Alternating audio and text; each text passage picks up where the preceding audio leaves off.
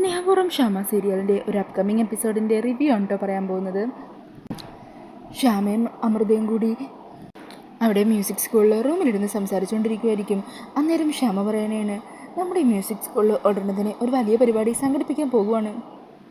അടുത്ത ആഴ്ച ഒരു ദിവസം തന്നെ നടത്താനാണ് ഞാൻ തീരുമാനിച്ചിരിക്കുന്നത്. കുറേ ഫേമസ് ആയിട്ടുള്ള ഗായകരും മ്യൂസീഷ്യൻസും ഒക്കെ ഈ പരിപാടിയിൽ പങ്കെടുക്കുന്നുണ്ട്. അവിടെ വെച്ച് രാധിക മോളെ കൊണ്ടൊരു പാട്ട് പാടിക്കണം. അവർക്കൊക്കെ ആ പാട്ട് ഇഷ്ടപ്പെട്ടു കഴിഞ്ഞാൽ പിന്നെ രാധിക മോൾക്ക് സിനിമയിലും മറ്റുമൊക്കെ പാടാൻ കൂടുതൽ അവസരങ്ങൾ കിട്ടും. അവളും ലോകം അറിയപ്പെടുന്നൊരു പാട്ടുകാരിയാകും. അവളുടെ വളർച്ചയ്ക്ക് എനിക്ക് എൻ്റെ കൺമുമ്പിൽ കാണണം. അങ്ങനെ ശ്യാമ പറയുന്നതൊക്കെ കേൾക്കുമ്പോൾ അമൃതക്കും അതൊരു നല്ല കാര്യമായിട്ട് തോന്നുക. അന്നേരം അമൃത പറയണേ, അതെന്താണെങ്കിലും നല്ലൊരു തീരുമാനം തന്നെയാണ് ശ്യാമേ. രാധിക മോളും നല്ല പോലെ പാടും. ശ്യാമയെപ്പോലെ തന്നെ പാടാനായിട്ട് കഴിവ് ദൈവം അനുഗ്രഹിച്ച് കൊടുത്തിട്ടുണ്ട് രാധിക മോൾക്ക്. ആ കഴിവ് ഈ ലോകം മുഴുവൻ അറിയപ്പെടണം. അതിനെ ഇങ്ങനൊരു അവസരം ഉണ്ടാക്കി കൊടുക്കുന്നത് നല്ലത് തന്നെയാണ്. അമൃത എടുത്തി എന്ന രാധിക മോളെ ഇങ്ങോട്ട് വിളിച്ചോണ്ട് പോവാ, അവളോട് ഈ കാര്യം പറയണം. അങ്ങനെ അമൃത രാധികയും കൂട്ടി ശ്യാമയുടെ അരികിലേക്ക് എത്തുവാണ്ട്. എന്നിട്ട് രാധിക അരികിലെത്തിയതും ശ്യാമയോട് ചോദിക്കുക, എന്താ ഫിദ മാഡം, എന്താ പെട്ടെന്ന് വരാൻ പറഞ്ഞത്? ആ സമയം ശ്യാമ അടുത്ത ദിവസം നടക്കാനിരിക്കുന്ന ആ ഒരു ഇവൻറ്റിനെ പറ്റി രാധികയോട് പറയുവാണ്. അതൊക്കെ കേൾക്കുമ്പോൾ രാധികയ്ക്ക് ഒത്തിരി സന്തോഷമാകുവാണ്. ഈ സമയം ശ്യാമ പറയണേ, ഈ ഇവൻറ്റിലെ പ്രധാന താരം മോള് തന്നെയാണ്. മോളായിരിക്കണം അവർക്ക് മുമ്പിൽ പാട്ട് പാടേണ്ടത്.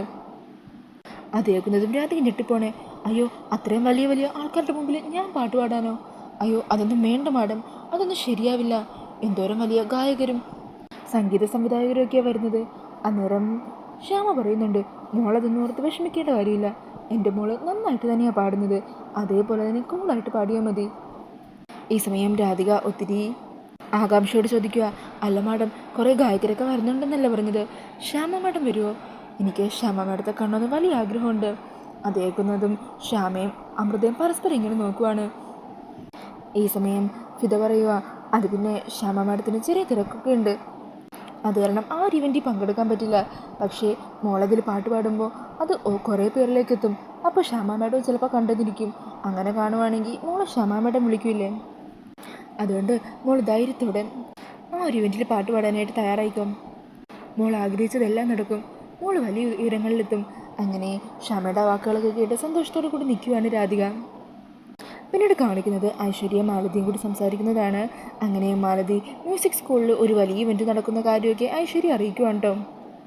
അത് കേൾക്കുന്നതും ഐശ്വര്യ പറയണേ, ഓ അത് ശരി, അവിടെ ഇത്രയും വലിയ ഗായകരെയും സംഗീത സംവിധായകരെയൊക്കെ കൊണ്ടുവന്ന് ഇത്രയും വലിയ ഇവൻ്റൊക്കെ നടത്തുന്നുണ്ടല്ലേ. ഇങ്ങനെ ഇത്രയും വലിയൊരു ചടങ്ങൊക്കെ അവിടെ നടക്കുമ്പോൾ നമ്മളവിടെ പോവാതിരിക്കുന്നത് ശരിയാണോ? മാത്രമല്ല, ഇതുവരെ ഞാൻ ആ മ്യൂസിക് സ്കൂളിൽ പോയിട്ടുമില്ല. അവിടെ നടക്കുന്ന കാര്യങ്ങൾ എന്തൊക്കെയാണെന്നും അറിയില്ല. അതുകൊണ്ട് ആ ഇവൻറ്റിൽ നമ്മളവിടെ പോകുന്നുണ്ട്. എന്താണെങ്കിലും ഇക്കാര്യം ശ്യാമ അറിയണ്ട. അറിഞ്ഞു കഴിഞ്ഞാൽ അവൾ നമ്മളെ തടയാൻ ശ്രമിക്കും.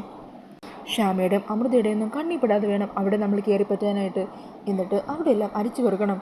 അങ്ങനെ ശ്യാമ അവിടെ ഒളിപ്പിക്കുന്ന എന്തെങ്കിലും രഹസ്യം ഉണ്ടെങ്കിൽ അത് നമ്മൾ നാളെ കണ്ടുപിടിച്ചിരിക്കും. അങ്ങനെ മ്യൂസിക് സ്കൂളിലേക്ക് ആ ഇവൻറ്റിൽ പങ്കെടുക്കാനായിട്ട് ഐശ്വര്യ മാലതിയും തീരുമാനിക്കുവാണ്. പിന്നീട് കാണിക്കുന്നത് ആ ഒരു ഇവൻറ്റ് നടക്കുന്ന ദിവസമുണ്ടോ. അപ്പോൾ ശ്യാമ അമൃതയും കൂടി അതിനുള്ള എല്ലാ കാര്യങ്ങളും ഒരുക്കങ്ങളും ഒക്കെ ചെയ്യുവാണ്. വന്നിരിക്കുന്ന പ്രധാനപ്പെട്ട ഗസ്റ്റുകളെല്ലാം അകത്തേക്ക് ക്ഷണിക്കുകയും സ്വീകരിക്കുകയൊക്കെ ചെയ്യുന്നുണ്ട് കേട്ടോ. അങ്ങനെ അവരെല്ലാവരും അവിടെ പ്രോഗ്രാം ആസ്വദിക്കാനായിട്ടിരിക്കുവാണ്. ഈ സമയം രാധിക സ്റ്റേജിലേക്ക് കയറുവാണ്. കയറുന്നതിന് മുമ്പായിട്ട് ഫിദ മാമിൻ്റെ കാലിൽ തൊട്ട് അനുഗ്രഹമൊക്കെ വാങ്ങിച്ച് ടെൻഷനോട് കൂടിയാണ് കേട്ടോ രാധിക സ്റ്റേജിലേക്ക് കയറുന്നത്. അങ്ങനെ രാധിക അവിടെ പാട്ട് പാടിക്കൊണ്ടിരിക്കുവാണ്. എല്ലാവരും രാധികയുടെ പാട്ട് ആസ്വദിച്ചുകൊണ്ടേയിരിക്കുവാണ്. ഈ സമയത്തായിരിക്കും ഐശ്വര്യം മാലതിയും കൂടി അവിടെ എത്തുന്നത്. അങ്ങനെ അവർ പുറത്ത് വെച്ച് തന്നെ പാട്ട് കേൾക്കുക. ഓ അത് ശരി, ഇവിടെ ശ്യാമയുടെ പാട്ടും ഉണ്ടായിരുന്നോ? അങ്ങനെ അവർ രണ്ടാളും കൂടി അകത്തേക്ക് കയറുമ്പോൾ അവിടെ നിന്ന് പാടിക്കൊണ്ടിരിക്കുന്ന രാധികയെ കണ്ട് ഐശ്വര്യ മാലതി ഞെട്ടിപ്പോകുവാണ് കേട്ടോ. ഇത് ശ്യാമയുടെ മകളല്ലേ? അവൾ ഇവിടെയാണോ ഉള്ളത്? വിശ്വസിക്കാനാവാതെ രാധികയെ തന്നെ നോക്കിക്കൊണ്ട് നിൽക്കുവാണ് ഐശ്വര്യ. ഓ അത് ശരി, അപ്പോൾ ശ്യാമയുടെ മകളെ കണ്ടെത്തി അവളെ കൂടെ തന്നെ നിർത്തിയിരിക്കുവാണല്ലേ? ഇത്രയും നാളും ശ്യാമ എന്നിട്ട് നമ്മളിൽ നിന്ന് ഇതെല്ലാം മറച്ചു വെച്ചു. അവൾ നമ്മളെ കളിപ്പിച്ചു. അങ്ങനെ പാട്ടുപാടി പൂർത്തിയാക്കി കഴിയുമ്പോഴേക്കും ഫിദ മാഡം സ്റ്റേജിലേക്ക് ഓടിച്ചെല്ലുവാണ്.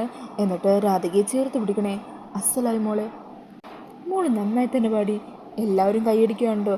അതാണുമ്പോൾ രാധികയ്ക്കും ഒത്തിരി സന്തോഷമാകുവാണ്. ഈ സമയം ശ്യാമ രാധികയെ ചേർത്ത് പിടിക്കുവാണ്.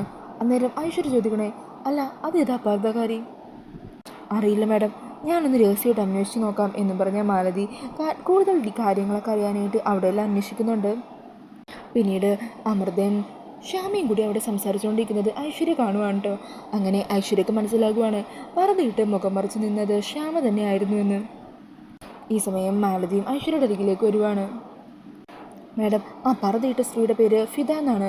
അവരാ ഇവിടുത്തെ കാര്യങ്ങളൊക്കെ നോക്കി നടത്തുന്നത്. അന്നേരം ഐശ്വര്യ പറയണേ, ആ ഫിദ എന്ന് പറയുന്നത് ആരാന്നറിയോ?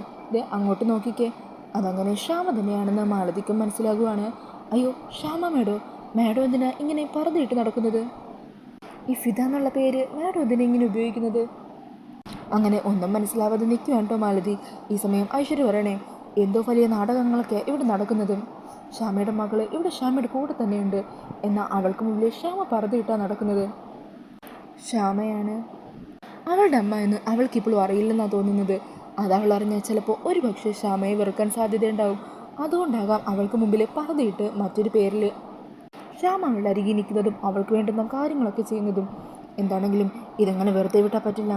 ഈ ശ്യാമയുടെ മകള് എന്നും നമുക്കൊരു പ്രതിസന്ധി തന്നെയാണ്. അവൾ ഈ ഭൂമിയിൽ ജീവനോടിരിക്കാൻ പാടില്ല. എങ്കിൽ മാത്രമേ ഞാൻ ഉദ്ദേശിക്കുന്നത് പോലെ തന്നെ കാര്യങ്ങൾ നടക്കൂ. അതുകൊണ്ട് എത്രയും പെട്ടെന്ന് തന്നെ ഈ പെണ്ണിൻ്റെ കാര്യത്തിലൊരു തീരുമാനം ഉണ്ടാക്കണം. തൽക്കാലം നമ്മളിവിടെ വന്നതും കാര്യങ്ങളൊക്കെ മനസ്സിലാക്കിയതും ശ്യാം അറിയണ്ട. നമ്മൾ ഒന്നും അറിയാതെ നിൽക്കുകയെന്ന് തന്നെ അവൾ വിചാരിച്ചോട്ടെ. മകളെ സംരക്ഷിക്കാമെന്നുള്ള വിശ്വാസത്തിൽ അവൾ ആശ്വാസത്തോടെ തന്നെ ഇരുന്നോട്ടെ. എന്നാൽ ശ്യാമക്കിനി ആ മകളെ എന്നേക്കുമായിട്ട് നഷ്ടമാകാൻ പോകുവാണ്. ഇനി രാധിക ഈ ഭൂമിയിൽ വേണ്ട. അങ്ങനെ രാധികയെ കൊല്ലാനായിട്ട് തീരുമാനിക്കുകയുണ്ടോ ഐശ്വര്യ. പിന്നീട് കാണിക്കുന്നത് അടുത്ത ദിവസം മ്യൂസിക് സ്കൂളിൽ നിന്ന് തിരിച്ചു പോയിക്കൊണ്ടിരിക്കുന്ന രാധികനെയാണ്. ഈ സമയം രാധികയെ കാത്ത് വരണയുടെ വഴി തന്നെ നിൽക്കുന്നുണ്ടാവും. വരണ കാണുന്നതും രാധികയാണെങ്കിൽ മൈൻഡ് ചെയ്യാതെ മുമ്പോട്ട് നടന്നുകൊണ്ടിരിക്കുകയാണ് കേട്ടോ. അന്നേരം വരണ അരികിലേക്ക് ചെല്ലുക. അതെ, തന്നെ കാണാൻ വേണ്ടി ഞാനിവിടെ കാത്തിരുന്നത്. വരൺ എന്തിനാണ് എന്നെ കാണുന്നത്? ഞാൻ പറഞ്ഞതല്ലേ എൻ്റെ പിന്നാലെ ഇങ്ങനെ നടക്കരുതെന്ന്. അന്നേരം വരൺ പറയണേ, എടോ ഞാൻ താലി കെട്ടിയ പെണ്ണാകാൻ എനിക്ക് തന്നോട് പല കാര്യങ്ങളും സംസാരിക്കാനുണ്ടാവും. പക്ഷേ എനിക്കതൊന്നും ഇപ്പോൾ കേൾക്കാൻ താല്പര്യമില്ല. ദേ വരൺ താലി കെട്ടിയത് പ്രിയങ്കയാണ് വരണിൻ്റെ ഭാര്യയായിട്ട് ഇപ്പോൾ ജീവിക്കുന്നത്. ഇത് എത്ര തവണ ഞാൻ വരനെ പറഞ്ഞ് മനസ്സിലാക്കാൻ ശ്രമിച്ചതാ. എന്താ വരണത് മനസ്സിലാക്കാത്തത്? അന്നേരം വരൺ പറയണേ, എനിക്കത് മനസ്സിലാവില്ല. കാരണമേ താൻ തൻ്റെ മുത്തശ്ശീനെ പേടിച്ചിട്ട് സത്യം മറച്ചു വെക്കാൻ ശ്രമിക്കുക. അതിനെ കള്ളൊക്കെ മാറ്റാൻ ശ്രമിക്കുകയാണ്. താനിപ്പോൾ ചതിച്ചുകൊണ്ടിരിക്കുന്നത് തൻ്റെ മനസാക്ഷിയെ കൂടി ആരാധിക്കുകയും. അങ്ങനെ വരണിൻ്റെ അധികം കൂടി അവിടെ സംസാരിച്ച് നിൽക്കുമായിരിക്കും. പെട്ടെന്ന് വരണ് ഓഫീസിൽ നിന്ന് ഒരു കോൾ വരുവാണ്. അങ്ങനെ വരൺ ഫോണെടുത്ത് അവിടെ മാറി സംസാരിച്ചുകൊണ്ടിരിക്കുമായിരിക്കും. ഈ തക്കത്തിന് രാധിക വേഗം തന്നെ അവിടെ നിന്ന് നടന്നു പോയിക്കൊണ്ടിരിക്കുകയാണ്. പെട്ടെന്ന് രാധികയുടെ മുമ്പിലേക്ക് ഒരു വണ്ടി വന്ന് നിൽക്കുകയാണ് കേട്ടോ. ആ വണ്ടിയിൽ നിന്ന് 3-4 ഗുണ്ടകൾ പുറത്തേക്ക് ഇറങ്ങുവാണ്. അവർ ഫോണിലുള്ള ഫോട്ടോയിൽ നോക്കിയിട്ട് ഇത് ഇവള് തന്നെയാ, ഇവളെ പൊക്കിക്കോ എന്നും പറഞ്ഞ് രാധികയെ പൊക്കി കാറിലേക്ക് കയറ്റിക്കൊണ്ട് പോകുവാണ്. പെട്ടെന്ന് തിരിഞ്ഞു നോക്കുന്ന വരുൺ ഈ കാഴ്ച കാണുന്നുണ്ട് കേട്ടോ. എടാ നിൽക്കടാ അവിടെ എന്നും പറഞ്ഞ് അങ്ങോട്ടേക്ക് ഓടുന്നുണ്ടെങ്കിലും അപ്പോഴേക്കും അവർ കാറെടുത്ത് പോകുവാണ്. അങ്ങനെ വരുണും വേഗം തന്നെ കാറിലേക്ക് കയറുവാണ് കേട്ടോ. അപ്പോൾ ഈ ഒരു അപ്കമിങ്ങിൻ്റെ പാർട്ട് 2 ആയിട്ട് ഞാൻ വേഗം തന്നെ വരുന്നതായിരിക്കും. ഈ ഒരു റിവ്യൂ ഇഷ്ടമായിട്ടുണ്ടെങ്കിൽ മറക്കാതെ വീഡിയോ ഒന്ന് ലൈക്ക് ചെയ്യണേ. ഇതുപോലുള്ള കൂടുതൽ റിവ്യൂസിനായിട്ട് ഈ ചാനലൊന്ന് സബ്സ്ക്രൈബ് ചെയ്തും കൂടി സപ്പോർട്ട് ചെയ്യണേ. Thank you.